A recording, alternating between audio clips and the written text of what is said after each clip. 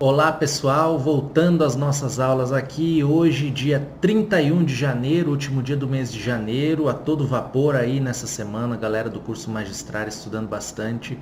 E essa aula de fim de semana já é a nossa quarta aula, tá?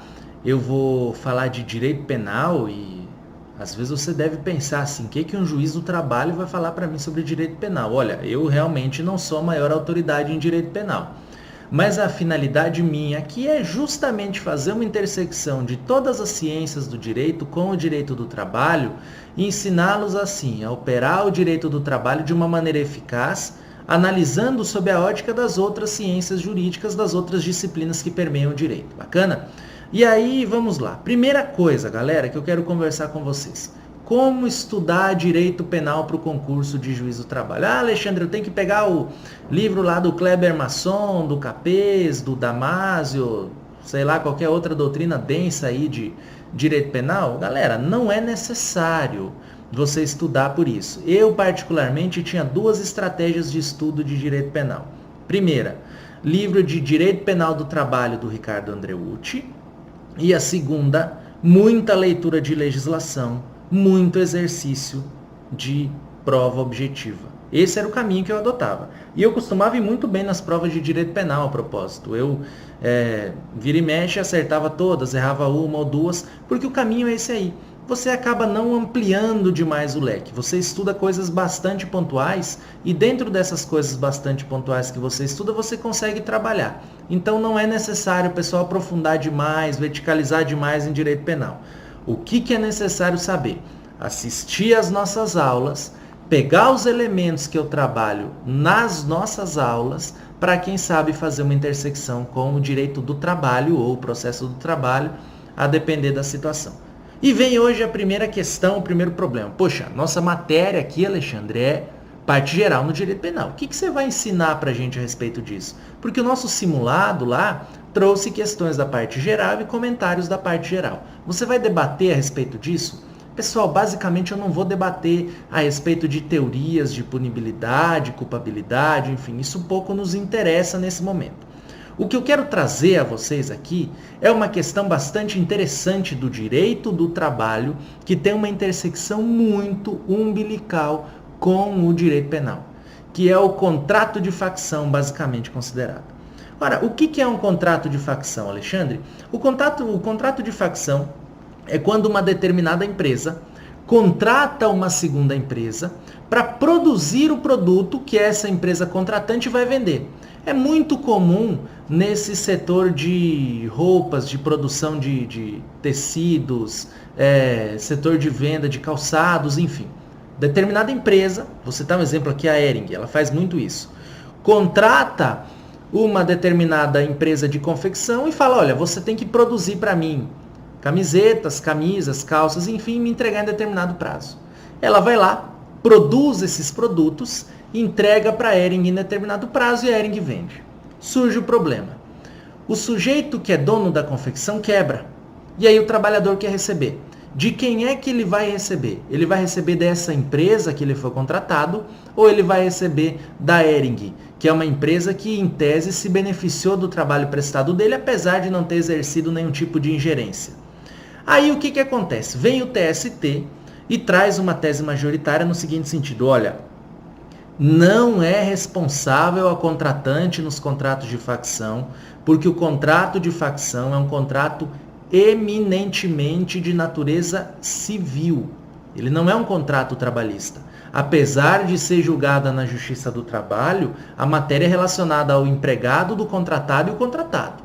Tá? Eu posso colocar no polo passivo a Hering, por exemplo, tentando plantar uma solidariedade ou subsidiariedade? Sim, eu posso fazer isso. Mas via de regra, a jurisprudência do TST entende que em contratos de facção não é responsável a contratante. E aqui a gente cai numa discussão doutrinária e jurisprudencial bastante densa, porque esse assunto ele tem milhares de variáveis. Primeira variável, quem fornece os materiais? E aí eu já começo a ter uma ingerência mínima do contratante, porque se o contratante contrata e fornece os materiais, ele já direciona minimamente a forma de trabalho, porque ele fala, olha, a qualidade do serviço que eu quero que se preste é com esses materiais aqui. Segunda questão, existem visitas constantes desse contratante junto a essa empresa contratada para fiscalizar, gerenciar a mão de obra, verificar os trabalhadores, limitar ou pedir para ampliar o número de trabalhadores contratados? Olha, se existe essa ingerência, é possível plantar sim uma responsabilidade trabalhista. Por quê? Porque há, de maneira bastante direta, a interferência desse contratante junto ao contratado. E eu tenho outras questões também, como as questões que envolvem fraude na forma do artigo 9º da CLT, ou se aquela determinada empresa, simplesmente a empresa contratada, produz ou fornece materiais ou peças produzidas para uma contratante. Isso é um indício claro de dissociação da mão de obra tendente a ocasionar um contrato ou a justificar um contrato de facção. E aí você vem e me fala assim, Alexandre, tá, mas por que a gente está falando que isso tem interferência com o direito penal? Porque é bastante básica essa segunda tese que pugna pela responsabilização, que ela fala assim, olha, nesse caso aqui, eu vou aplicar a teoria do avestruz, também conhecida como teoria da cegueira deliberada. O que é a teoria do avestruz? O que é a teoria da cegueira deliberada? A teoria do avestruz pressupõe a ideia de que o avestruz, quando ele está em perigo, ele bota a cabeça na terra e acha que não tem nada acontecendo porque ele não está vendo nada. Nesse caso aqui, a contratante, o que ela faria? Olha, eu sei que lá na contratada eles não estão pagando os trabalhadores, eu sei que eles não estão arcando com responsabilidade previdenciária, trabalhista, fundiária, fiscal, mas mesmo assim eu mantenho o direcionamento desse trabalho para ela, porque eu acho que essa empresa contratada pode me devolver esse produto de uma maneira mais célere, com menos custo, enfim, e vou continuar com ela. Ora, eu sei que tem um ilícito acontecendo, eu sei que aquela empresa contratada está agindo, subterfugiando direitos de natureza trabalhista, mesmo assim eu continuo com ela porque eu vou me imiscuir de responsabilidade. Por quê? Porque o TST entende que a responsabilidade nesses casos não existe porque o contrato é de natureza civil. E aí, lógico, essas grandes empresas que fazem ou praticam esse tipo de conduta, que transferem a produção para outras empresas menores, elas são munidas de excelentes advogados e são bem direcionadas nesse sentido. Uma possibilidade de responsabilização é buscar essa teoria do avestruz, essa teoria da cegueira deliberada lá do direito penal e aplicar aqui no direito do trabalho. Porque lá no direito penal é o seguinte, olha, eu estou praticando o crime, mas ninguém está vendo. Ou eu sei que há a prática de um crime, mas eu vou fazer de conta que eu não estou vendo porque me convém. Ok? Então eu penso, enquanto juiz do trabalho, e quando eu falo eu penso, eu peço a vocês que se invistam na minha posição, que se coloquem no meu lugar ou que se coloquem na condição de juiz do trabalho. Que é plenamente viável, e já temos muitas jurisprudências regionais nesse sentido, responsabilizar a empresa contratante a partir do momento que se demonstra que a empresa contratante tinha ciência, sim, do atentado aos direitos trabalhistas praticados pela empresa contratada. Fundamento, teoria do avestruz, teoria da cegueira deliberada.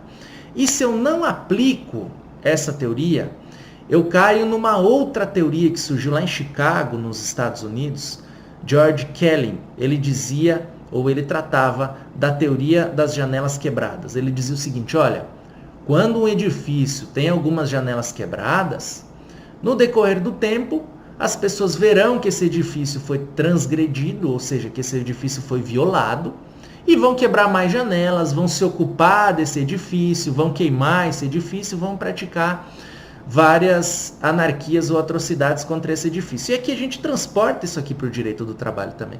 Na medida em que o operador do direito do trabalho deve pensar da seguinte forma, olha, é fato, realmente, nesse caso, a contratante verificou que a contratada transgrediu direitos trabalhistas. Eu vou responsabilizar ela. Por quê? Porque a partir do momento que eu não responsabilizo essa contratada com base nessa teoria da cegueira deliberada, eu caio na situação das janelas quebradas. Por quê? Porque eu vejo que nessa situação existe uma grave violação a direito, ou a determinado direito fundamental, ou a determinada tutela, ou ao determinado bem máximo que o ordenamento jurídico garante, como no caso a verba alimentar do direito do trabalhador. E a partir do momento que eu permito ou que eu faço de conta que eu não vi essa violação, ou que eu não reparo esse, entre aspas, edifício violado, eu vou, de certo modo, de maneira eloquente, de maneira silenciosa, com consentimento que não é expresso, concordar com essa prática e estimular que essa prática prossiga, e estimular que essa empresa continue violando esse edifício, violando esses direitos trabalhistas, porque ela não vai ter responsabilidade nenhuma, porque ela não vai ter ônus nenhum, ok? Essa foi a base hoje da nossa intersecção. Direito penal, direito do trabalho. Teremos outras daqui 2 semanas, trabalharemos outros temas. Ok, pessoal? Nos mantenhamos na nossa ideia de foco em matérias com trânsito já em segunda fase, porque eu acho que esse é realmente o nosso objetivo aqui nesse curso de primeira fase. Não é simplesmente fornecer material de objetiva, fornecer material para ler, simulados e material escrito. É sim fornecer de maneira bastante clara um conteúdo aprofundado e diferenciado, tá? Eu queria finalizar aqui, muita gente pergunta do meu cenário, tá? É um cenário bastante intimista, gravo de dentro do meu apartamento esses vídeos quando chego do TRT, antes de sair, enfim. E eu procuro manter esse contato intimista porque eu penso que isso tranquiliza o aluno de determinada forma. Até porque nossas aulas são bastante curtas. Não tem necessidade de toda aquela pompa de estúdio, penso eu a princípio. Claro que a longos passos o magistrar pensa em adquirir um estúdio e crescer, obviamente. Mas, por enquanto, o nosso foco é conteúdo, é matéria. E o que eu quero fornecer a vocês, pessoal, é matéria. Acompanhado aqui desse quadrinho que tem atrás de mim, amigos, a vida é melhor com os amigos. Esse quadro eu fiz questão de deixar na minha sala, porque ele tem um valor sentimental muito grande para mim, porque eu ganhei de uma aluna, a Vanessa Albuquerque, lá do Rio de Janeiro, baiana, radicada no Rio, aprovada nesse último concurso nacional, e ganhei da mãe dela esse quadro e dela com muito carinho. E ele acaba acompanhando todas as aulas e espero em breve ter essa sala aqui repleta de mimos de vocês decorrentes da aprovação, ok, galera? Vamos que vamos, em breve uma nova aula.